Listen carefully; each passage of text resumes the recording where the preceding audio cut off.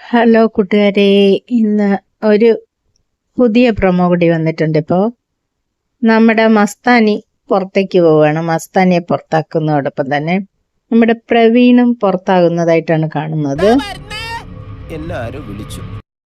അനുവിനെ ഇങ്ങനെ പുഷ് ചെയ്തോ, മസ്താനിയെ കൊണ്ട് തള്ളിച്ചോ.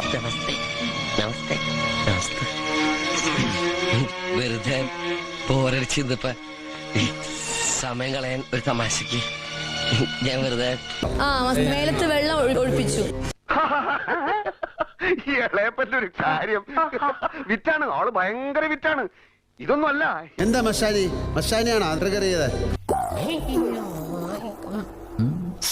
എന്താ ഉറക്കം വരുന്നു. പറഞ്ഞു തമാശക്ക് തള്ളെന്ന് പറഞ്ഞു. ഞാൻ തള്ളി. ഞാൻ വേറെ ഒന്നും ചെയ്തില്ല, ഇത്രേ ചെയ്തുള്ളൂ. അതിനാണ് ഇവന്മാർ ഇങ്ങനെ ബഹളം വെക്കുന്നത്.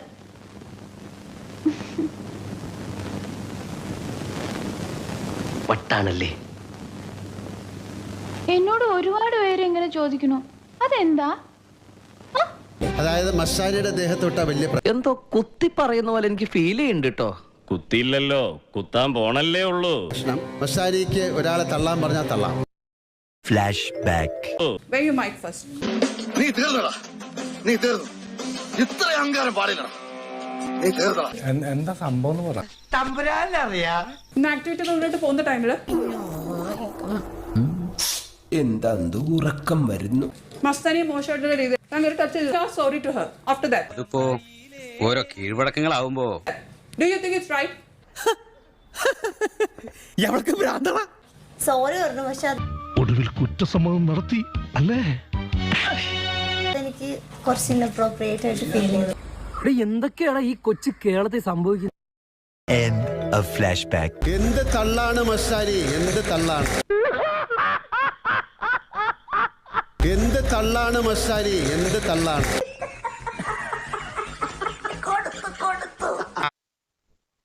ഇന്ന് മസ്താനിയെ പുറത്താക്കുന്നത് ഒരു ഗെയിം വെച്ചിട്ടാണ്. അവിടെ എല്ലാവർക്കും കുറേ ശരിയും തെറ്റും കൊടുക്കുന്നുണ്ട്.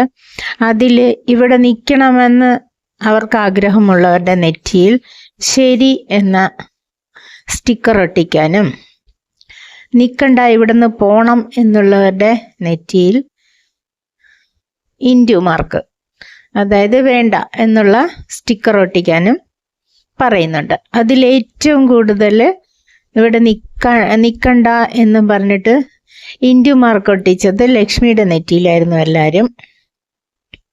പക്ഷെ നമ്മളെല്ലാവരും കരുതും ലക്ഷ്മിയാണ് പുറത്താക്കുന്നതെന്ന്.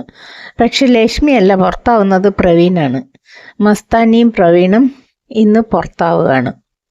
മസ്താനി പുറത്താവുമെന്ന് കുറച്ച് നേരത്തെ എല്ലാവരും അറിഞ്ഞിട്ടുണ്ടാവും. പക്ഷെ മസ്താനിയുടെ ഒപ്പം പ്രവീണാണ്, ലക്ഷ്മിയല്ല പുറത്താവുന്നത്, പ്രവീണാണ്.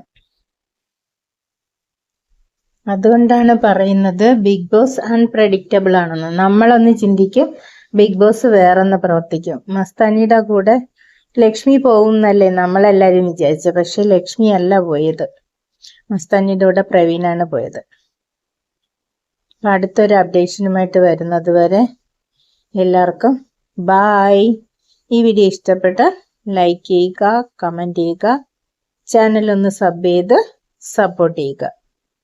അപ്പം വീണ്ടും കാണാം. ബൈ.